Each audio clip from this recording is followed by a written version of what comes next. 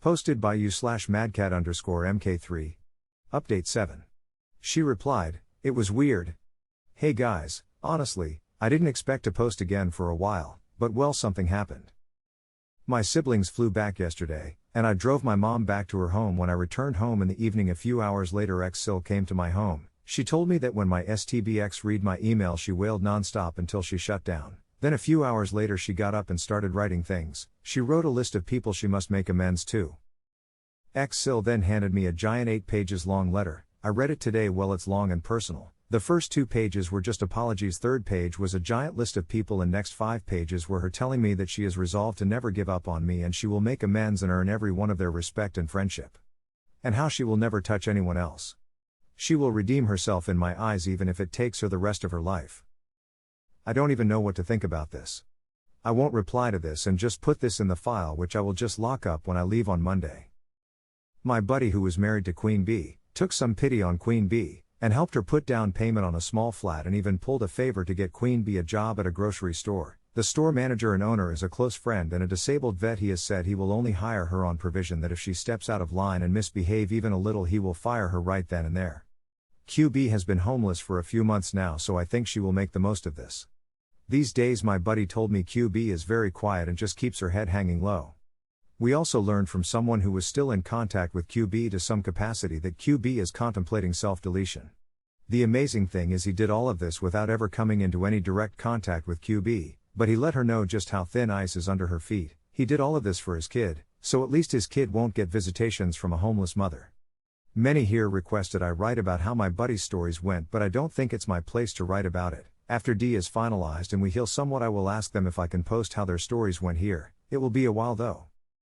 Anyways guys, you are all awesome. You have helped me more than you can know. It has helped me pick up some shards of my broken heart, and believe me, only those that have went through this know how much that means. You all have my eternal gratitude. I won't be posting for a while because I doubt anything else will happen from now on. But if it does, I will probably tell you about it.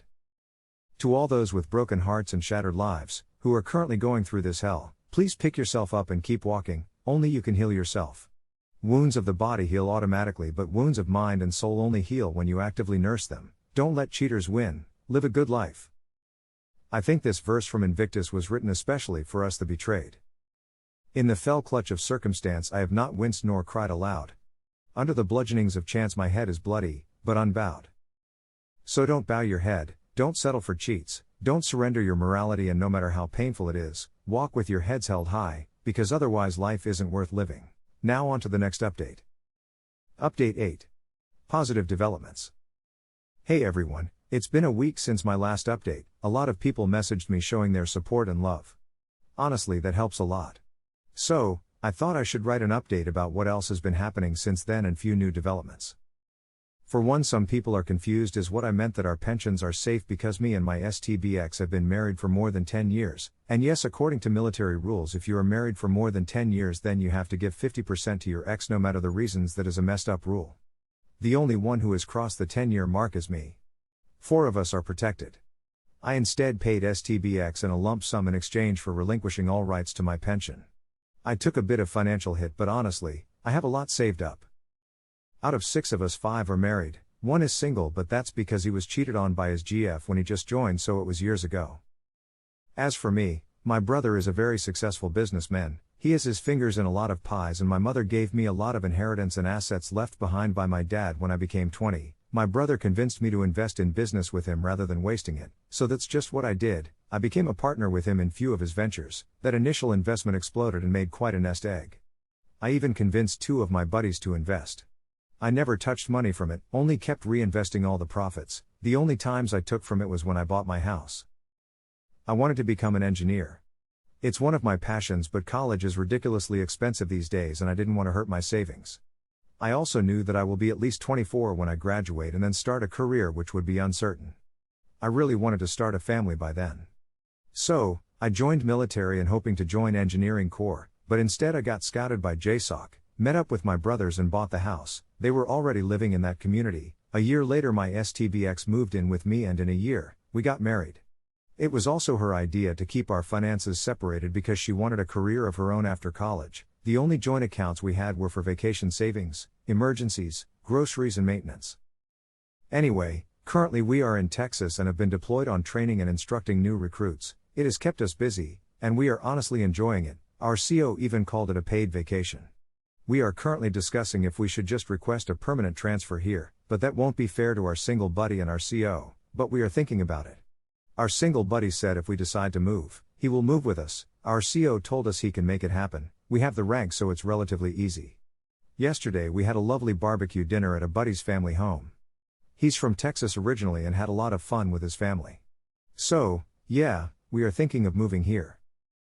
I will probably sell that house because there is a lot of pain there and it hurts too much to call it my home and buy a good suburb house here. As for my STBX, I have instructed her family to stop all contact with me for a while. I told them when I am ready, I will tell them. They are close, so I can't cut them out of my life completely, but I will never talk to them about STBX and have told them never to mention her to me again. Anyway, I will probably go quiet for a while from here. There isn't much left to say. I will probably update when divorce is finalized. Now on to the next update. Update 9. Finally have the full picture. I am so pissed off. So, yesterday at about 2000 hours, Queen Bee's ex-husband, my bro with the 6-year-old kid, received a message from his lawyer. He thought it was important, so he called the lawyer back. The lawyer told him that QB came to his office today to communicate a letter to my bro. At first my bro thought he didn't want to read that letter and told the lawyer not to send him, but one of my other buddies convinced him to at least see what else she had to say. They just expected more bullshit, but what we got was infinitely worse. Jesus, I feel like I am back to day one, the day I first learned about their affairs. Both of them read the letter first and got really unsettled, and I mean they were fuming, so they called us and gathered us all. Then they opened the email on his laptop and told us to read it all. So, we did. The first few pages were just apologies and her saying how she ruined everything, her future, our future, and how she a monster bound for deepest pits of hell, the same old BS. Then she thanked him profusely for showing mercy and getting her a place to stay and a stable job for the foreseeable future. Then came the juicy bit. It was a full written confession and timeline from QB. According to this letter, this all started about 9 years ago when QB met and made some friends at some library she used to frequent. There was a book club or something there. At first they were just talking about books and their usual activities, but soon they started asking about QB's romantic life and how she was coping with her then BF, now soon to be ex-husband, being away from her on a deployment. And then they started feeding her this weird anti-men narrative, how we are all controlling and how the wives are just supposed to stay quietly at home, or for some reason all men are monsters. And how we see our significant others as some sort of slave. It was some weird, messed up, jumbled version of feminism. With no supporting arguments. I couldn't believe what I was reading. I couldn't even understand it. They all called themselves feminists, but what they were spewing was pretty freaking far from what feminism was supposed to be. I always thought feminism was supposed to be a moment to give women rights and freedoms, like ability to pursue good, healthy and free lives, like ability to have a job, or ability to vote and study. It was supposed to empower women to complement men's strengths with a woman's strength and be in turn complemented with a man's strength. Which I respect. Men and women are equal, but we are different. Men have their strengths and weaknesses, and women have a different set of strengths and weaknesses. Like for example, men are physically stronger, we have denser bones and muscles as well as larger lung capacity and more hemoglobin, meaning we are more adept at physical effort. Men also have a more emotionally stable and compartmentalizing mind. Men also have better depth perception and spatial awareness, but men also have our weaknesses, like men are emotionally stunted, we find it harder to connect emotionally and express emotions. Men are also socially awkward. Generally, we at most keep up with a circle of 10 to 35 friends. Women have their own strengths, like ability to keep up with more than 200 to 800 friends and emotionally and psychologically connect and support others. Women have the ability to connect family and make them all stronger. Both men and women can do both, but we generally find it easier to stick to our strengths. This all is supported by actual science. Men and women are supposed to have a complementary relationship, not a competitive one. That is called a family, where we are supposed to be each other's strengths and cover each other's weaknesses. Men are supposed to be the brain and women are supposed to be the heart of the family. That's how humans have evolved to be. It's like creating an alloy where the resulting alloy is much, much stronger than the composing metals. If my ex was a feminist and was fighting some real injustice against women, something that could actually be proven with supporting evidence and arguments, I would have carried her on my shoulders and made her taller, her voice louder. I would have become her shield against any storm, any stone thrown her way. Hell, I would have thrown a bigger stone right back. But this misandrism, trying to suppress men and spreading poison, is just disgusting. Anyway, what I was reading from her letter about what they spoon-feed QB was misandrism, not feminism. This was some weird, disgusting, men-hating cult of succubus dressed in a woman's skin. And they effectively brainwashed the QB by keeping her fed with constant flow of BS. It was like some well-trained indoctrination program. It was freaked up. When QB was hooked, they then started to tell her to empower herself by exploring her sexuality and live a free life unbound by shackles of men and monogamy. Like cheapening and selling yourself, your body, soul, time and emotions for cheap thrills and material things is somehow supposed to be empowering. Like neglecting your spouses and true love is supposed to be somehow empowering. Like neglecting and putting someone who truly loves you into the same category as some random a-holes who just want to pump and dump you is supposed to be somehow empowering. QB bought into all this crap, and 6 years ago after marriage and just after giving birth to her son, she started her infidelity and got addicted to it, had 8 affairs. She then started to slowly drip the same poison in all of our XW's ears, promoting her BS like it's some kind of rite of passage, something you must do if you are a woman. It was toxic AF. In a few months another XW joined her BS and they both started hanging out in bars and flirting up their coworkers. Then they both started poisoning the rest and one by one they all fell. My ex was the last one who also fell to 3 years ago, just to fit in QB's words. Once they were all plagued by this contamination, they started organizing and covering for each other, like lying to us, their husbands, about all kinds of crap. There's a whole lot in this 24-page long confession. I mean, things I can't even talk about here because the very words disgust me. It's like reading Ted Bundy's journal. Is this what modern feminism has come to? Is this what all women have come to? Is this what our nation has come to? Is this what we were fighting and bleeding to protect?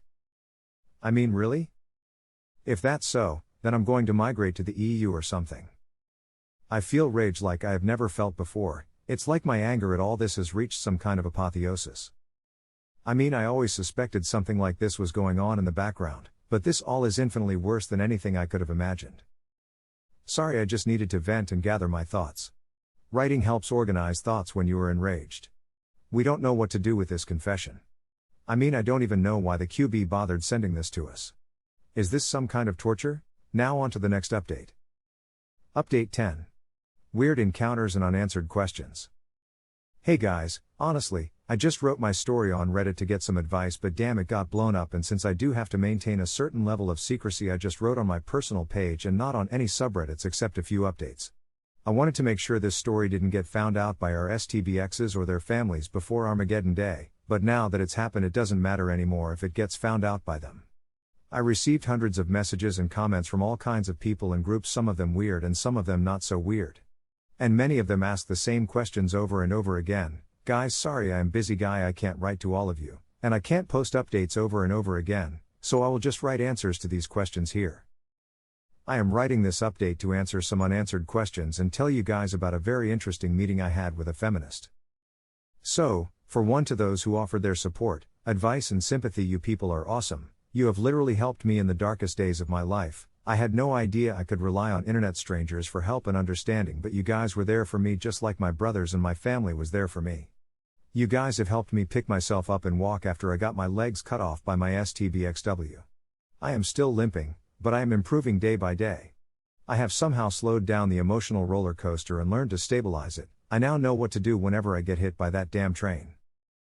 Gentlemen, going to gym, keeping yourself busy, eating healthy and essentially tiring yourself every day is a sage advice in this scenario. I learned running up a hill loaded with gear does wonders for psychotherapy. It focuses your mind on what's important, makes you stronger and keeps the demons at bay.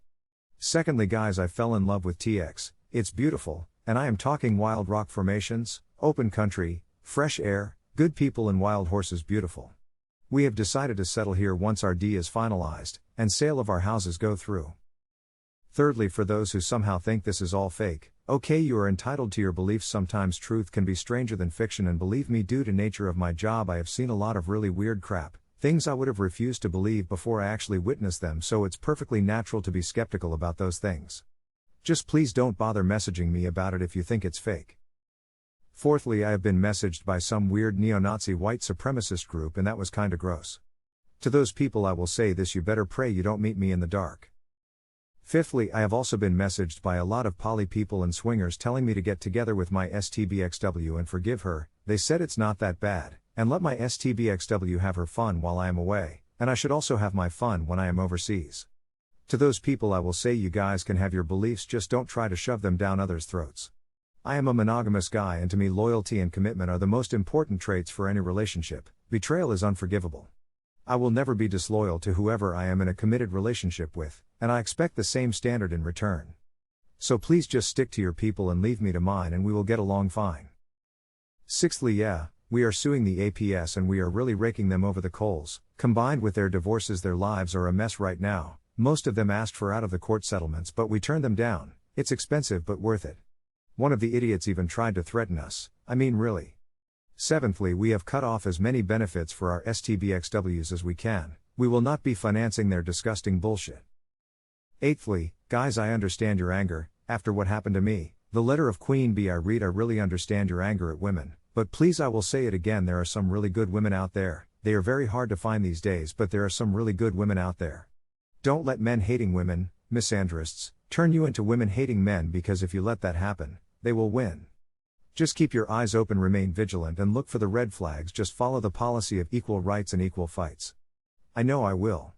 I will always hate cheaters, but don't just blame it on the women. Not all women are cheats, at least I hope not, and many men also cheat. The so-called Chads and Tyrones are monsters who allow for this kind of nonsense to happen.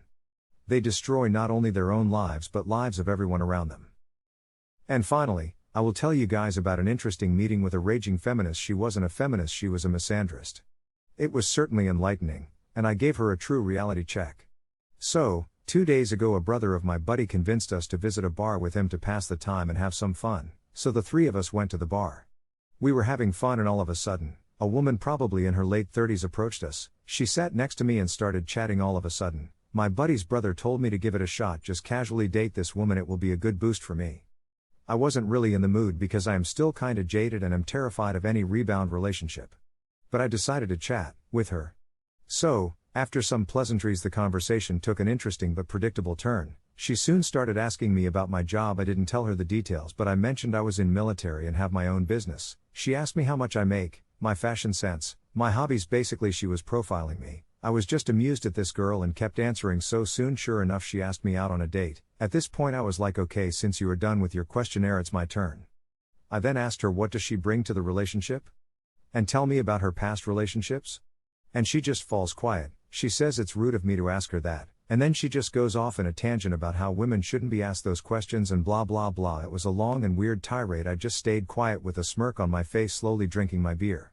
When she finally ran out of steam, I just replied the correct answer to that question was loyalty, commitment, respect and love. I then told her if she is going to profile me and size me up by my wallet, and she needs to measure up and reply in kind. If your only marketable skill is looks and sex, then you should know how easy and cheap that is these days, and you clearly have serious self-accountability issues. I told her I am not interested in her money or her job, and just like how a woman is interested in a man's future, a man is interested in a woman's past. And by her tirade she just told me how and why all her past relationships failed, how she spent her youth and prime being a carousel rider with a bunch of a-holes who were never going to commit to her, and now that she has finally hit the wall, she is realizing she doesn't have any options left, and at her age her chances of even giving a man children are rapidly dwindling. And the kind of woman who rejected every good man and went for every a-hole in her prime isn't very appealing to a good man in his prime. She was stunned silent, then I just got up and walked away. She did not take the rejection well and started screaming and throwing a tantrum, but I just didn't care and ignored her. Anyways, in a week or two I will have a trip to North Sea. Those in the loop will understand what that means. Anyways, see you soon. Edit. Well crap, today I found out from my buddy that his bro told him that girl is now asking about me in that bar. Apparently buddy's brother went to the bar with his friends today and that girl instantly spotted him and started asking about me and my contact info. That's kinda scary. Also, to answer one more question I get over and over again, after we moved to TX a lot of guys from the old base have now entered their own investigative phase and a lot of skeletons are coming out of the closet. It's a mess. Yeah, let that sink in for a moment. This is how this society repays our loyalty and sacrifice.